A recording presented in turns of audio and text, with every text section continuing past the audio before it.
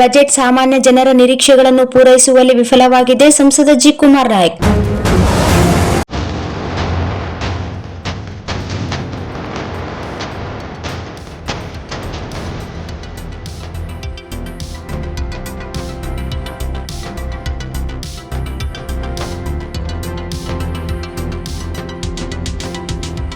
ಕೇಂದ್ರ ಸರ್ಕಾರ ಮಂಡಿಸಿದ ಬಜೆಟ್ ಸಾಮಾನ್ಯ ಜನರ ನಿರೀಕ್ಷೆಗಳನ್ನು ಪೂರೈಸುವಲ್ಲಿ ವಿಫಲವಾಗಿದೆ. ಬಡವರು, ಮಧ್ಯಮ ವರ್ಗದವರು, ರೈತರು, ಕಾರ್ಮಿಕರು ಹಾಗೂ ಯುವ ಜನತೆಗೆ ನೇರವಾಗಿ ಲಾಭವಾಗುವ ಯೋಜನೆಗಳಿಗೆ ಅಗತ್ಯ ಆದ್ಯತೆ ನೀಡಲಾಗಿಲ್ಲ.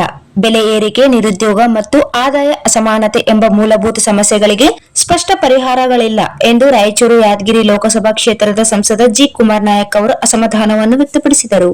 ಕರ್ನಾಟಕ ರಾಜ್ಯದಲ್ಲಿ, ಅದರಲ್ಲಿ ವಿಶೇಷವಾಗಿ ಕಲ್ಯಾಣ ಕರ್ನಾಟಕ ಭಾಗದ ಮಹತ್ವಾಕಾಂಕ್ಷಿ ಜಿಲ್ಲೆಗಳಾದ ರಾಯಚೂರು ಮತ್ತು ಯಾದಗಿರಿ ಜಿಲ್ಲೆಯ ಜನರು ಈ ಬಾರಿ ಕೂಡ ಕೇಂದ್ರದ ಬಜೆಟ್ನಿಂದ ತೀವ್ರ ನಿರಾಸೆಗೆ ಒಳಗಾಗಿದ್ದಾರೆ. ಜಿಲ್ಲೆಗೆ ಮಂಜೂರು ಮಾಡಬೇಕಾದಂತಹ ಏಮ್ಸ್ ಆಸ್ಪತ್ರೆಯನ್ನು ಈ ಬಾರಿಯೂ ಕೂಡ ಬಜೆಟ್ನಿಂದ ಕೈಬಿಟ್ಟಿದ್ದು, ಈ ಭಾಗಗಳಲ್ಲಿ ಶಿಕ್ಷಣ, ಆರೋಗ್ಯ, ಮೂಲಭೂತ ಸೌಕರ್ಯಗಳ ಕುರಿತು ಹಾಗೂ ಕೈಗಾರಿಕೆಗಳ ಸ್ಥಾಪಿಸುವ ಕುರಿತು ಯಾವುದೇ ರೀತಿಯ ವಿಶೇಷ ಘೋಷಣೆಗಳಿಲ್ಲ.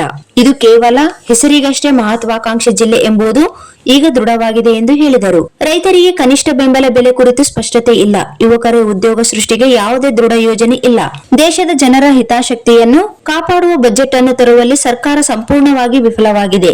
ಇದು ದೇಶದ ಬಹುಸಂಖ್ಯಾತರ ಹಿತಾಸಕ್ತಿಗೆ ವಿರುದ್ಧವಾಗಿದೆ ಎಂದು ನಮ್ಮ ಸಂಸದರಾದ ಜಿ. ಕುಮಾರ್ ನಾಯಕ್ ಅವರು ಹೇಳಿದರು.